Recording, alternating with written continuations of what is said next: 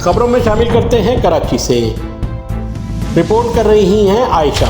27 news के bureau office Karachi में media group MTS news, शान पाकिस्तान न्यूज़, हफ्ता रोज़ा सदाए कानून और माहनामा शान पाकिस्तान के तहत ईद मिलन की तकरीब का इनेकाद किया गया, जिसमें मीडिया ग्रुप्स के अहदेदारान व कारकुनान ने शिरकत की।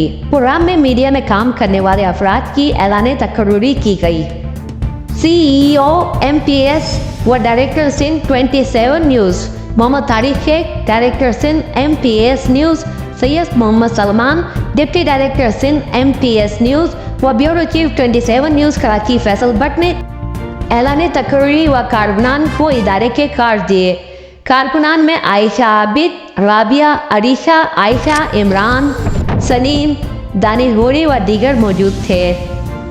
इस मौके पर मीडिया ग्रुप के तमाम अफराद ने आवाम की आवाज़ को मुतल्लिका महकमों, इदारों और ऐवान बाला तक पहुँचाने की यकीन दहानी करवाई और कहा कि आवाम के मसाइल को उजागर करके ऐवान आला तक पहुँचाकर उनके तदारुक के लिए काम करेंगे।